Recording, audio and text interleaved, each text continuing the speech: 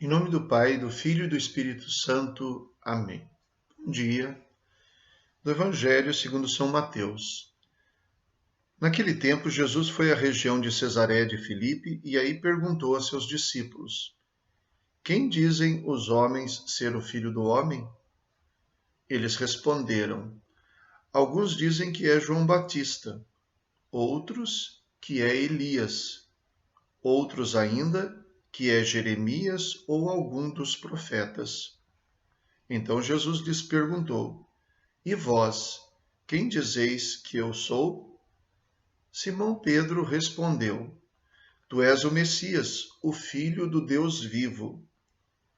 Respondendo, Jesus lhe disse: Feliz és tu, Simão, filho de Jonas, porque não foi um ser humano que te revelou isso, mas o meu Pai que está no céu.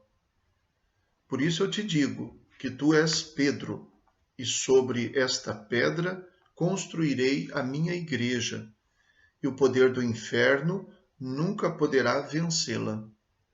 Eu te darei as chaves do reino dos céus. Tudo o que tu ligares na terra será ligado nos céus. Tudo o que tu desligares na terra será desligado nos céus. Jesus então ordenou aos discípulos que não dissessem a ninguém que ele era o Messias. Palavra da salvação. Glória a vós, Senhor. Esse diálogo de conhecimento recíproco, no qual se fala da identidade de Jesus, quando ele pergunta sobre a opinião das pessoas e depois pergunta sobre a opinião dos discípulos, e no qual Jesus também identifica Pedro, distingue Pedro, tu és Pedro, e chamando pelo nome, falando o nome do seu pai, mas dando-lhe uma designação, Pedro, tu és Pedro. Então nós vemos que neste diálogo o que aparece com mais força é o conhecimento sobre Jesus. Porque a questão é quem é Jesus. Parece uma coisa um pouco simples, mas no fundo, quase tudo gira em torno disso. Quem é Jesus? Quem é ele? E não apenas no sentido quem eu aprendi que é Jesus, o que disseram dele para mim, mas a questão fundamental é o que eu penso, quem é ele para mim. Porque se ele for alguém para mim, eu tenho relação com ele e ele interfere na minha vida. Existem certos conhecimentos que nós dizemos que são de verdade, de razão apenas. Coisas que eu aprendo e que não mudam em nada a minha vida. Quem descobriu o Brasil? Eu aprendi que foi Pedro Álvares Cabral. E se não for? Se não for, não muda nada. Continuamos aqui, nada altera na minha vida. Nada, absolutamente não toca na minha vida. Conhecimento sobre pessoas que eu apenas tenho notícia, quem é um vizinho mais distante, quem é uma pessoa, sei lá, da televisão, quem é uma celebridade, não muda nada para a minha vida. Já existem outras pessoas que na verdade interferem na minha vida. Pessoas que me amam, pessoas da minha família, aí já interessa. Imagine que uma pessoa descobrisse que não é filho do pai que pensava que era. Isso muda totalmente a vida da pessoa. Isso altera a própria identidade dela. Isso é uma verdade existencial. E o conhecimento sobre Jesus é uma verdade pessoal e existencial. Dependendo do que eu digo sobre ele, é a minha atitude e a minha vida.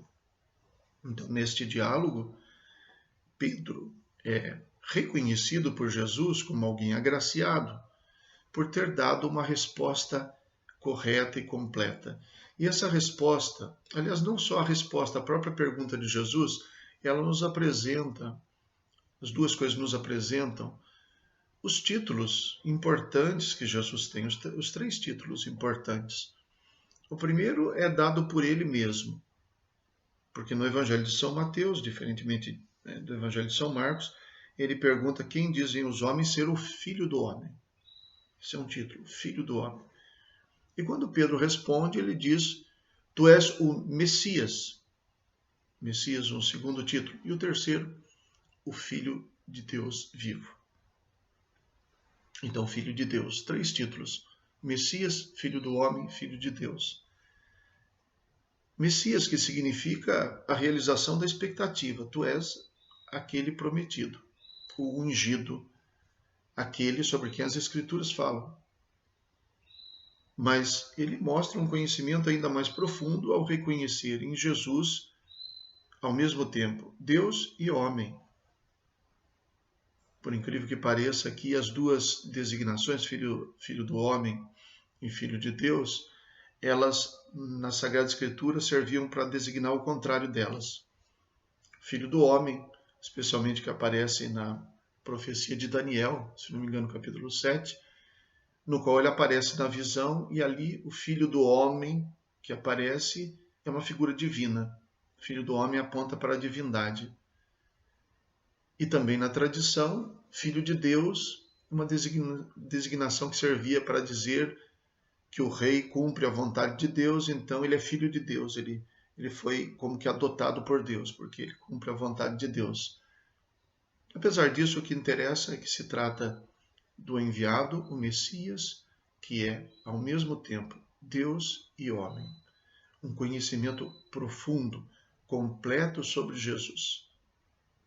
Alguma pessoa pode chegar facilmente à declaração de que ele é o Messias que foi prometido, que foi anunciado nas profecias. Isso é uma constatação. Mas poderia ficar apenas nisso.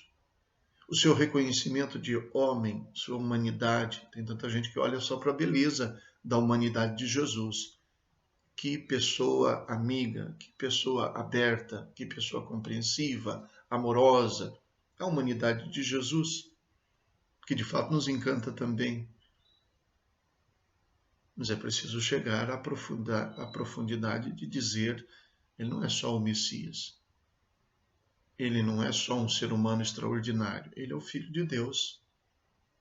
Então, porque Pedro chega a esse conhecimento, Jesus, em primeiro lugar, diz, você é feliz. E é feliz por quê? Porque humanamente você não teria chegado a isso. Deus te deu a graça de ter esse conhecimento que não é apenas racional, é um conhecimento existencial. Esta é a primeira coisa.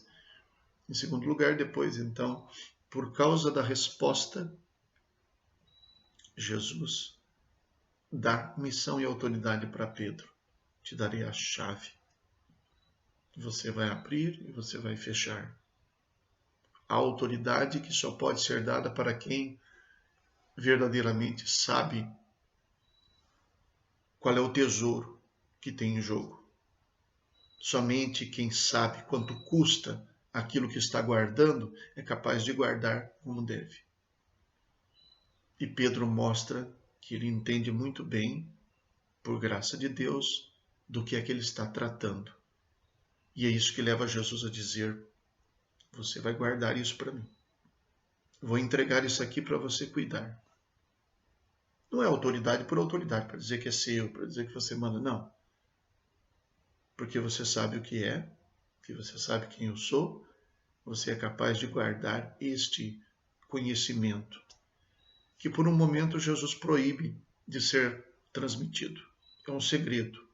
Você vai guardar bem guardado. Ordenou aos discípulos que não dissessem nada a ninguém que ele era o Messias. Mais tarde, ele os enviaria para sair dizendo a todos. Naquele momento, não.